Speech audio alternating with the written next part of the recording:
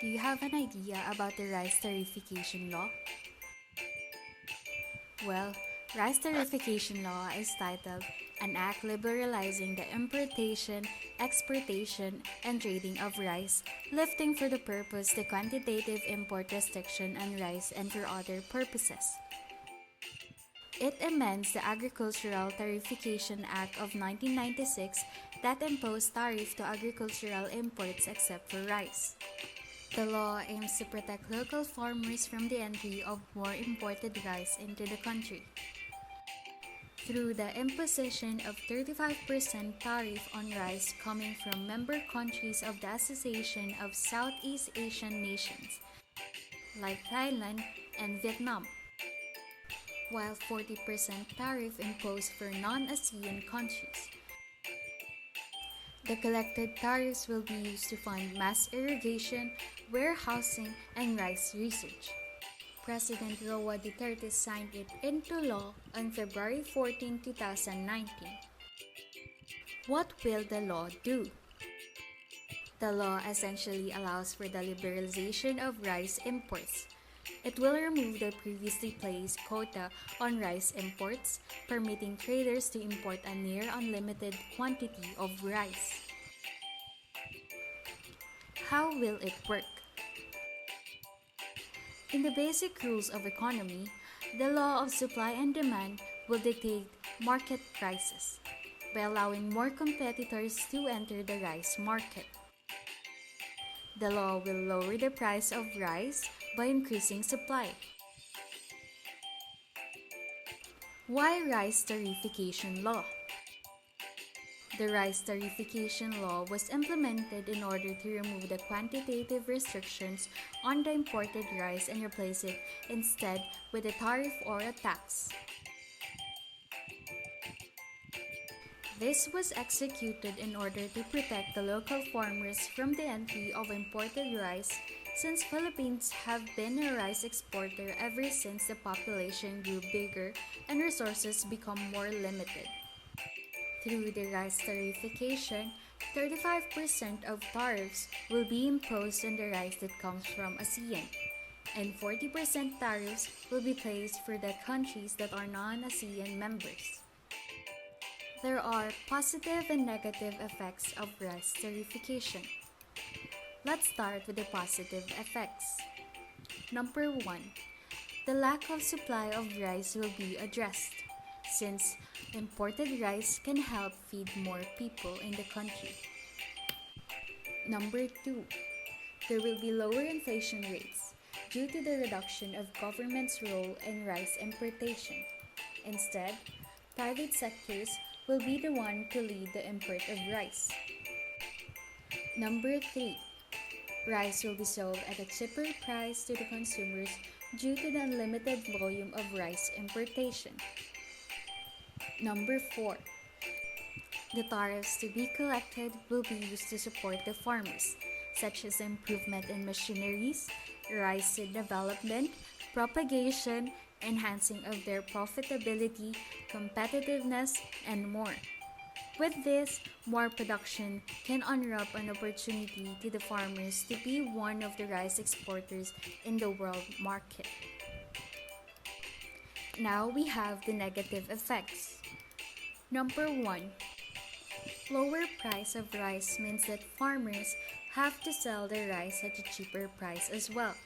With this, farmers will become more impoverished. This is due to the competition of selling crops at a very low price. If rice is sold at a very cheap price, the farmers will lose a huge amount of money, or what we call in Tagalog, pagkalugi.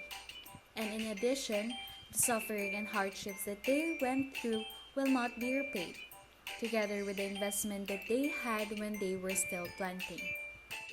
Some businesses and industries will also be affected by the rice tarification law, such as biomass, building industry, animal feeds, and beer industry. This will impact the biomass and building industries where rice hull, which is used as fuel for biomass furnaces used for electricity supply in the provinces, will also minimize a decrease in local rice production. This regulation would have an effect on the animal feed industry and the beer industry, where a byproduct of the rice milling process is used for processing of feed for animals and agriculture. The lack of local production would also mean a decrease in its byproduct. If feed mills produce less, there will be a potential rise in the prices of pork and chicken using rice bran as the main ingredient for their feed. Number 3. The cost of production of palay in the Philippines is much higher compared to the neighboring Asian countries. In our country, farmers are the primary worker in providing our daily source of rice, and they are also the most affected financially. Almost always, their expense in production outweighs their income. Number 4. It might affect food security and sustainability in the country because the farmers will be tempted to sell their farmland for other purposes. Thus, the land devoted to rice production will little by little be diminished. So what are the actions undertaken by the previous administrations in solving the issue? In former President Benigno Aquino III's administration, he granted an increased access of formal financing to small-time farmers. Its aim is to empower local farmers to increase their productivity, support their operations, and attain economic growth. A fund of 2 billion pesos were released as loans for small farmers and fisherfolk in the year of 2014. In the course of time, amount of loans from 2010 to 2014 have increased and the number of beneficiaries have also expanded. Under his administration, the World Trade Organization didn't allow the extension of quantitative restriction of rice from the 20-year exemption. The government made use of the current emergency situation, non-tariff barriers, and offering many products using lower tariffs in exchange of the ORs. With the rice tariffication law, we recommend to limit the unlimited importations of rice so that it will not overrule the locally produced rice. First, imported rice uses petroleum in order to be transported. Economically speaking, this means that imported rice can be sold at a higher price since it has tax. Furthermore, promotion of buying our own rice can help since it will be given that the imported rice will be sold at a lower price. If this is sold at a lower price, the demand for it will be higher because people will prefer to buy products at a lower price locally. However, the catch is that our own rice can be sold at a lower price compared to the imported ones. But this must not be totally bagsak presyo.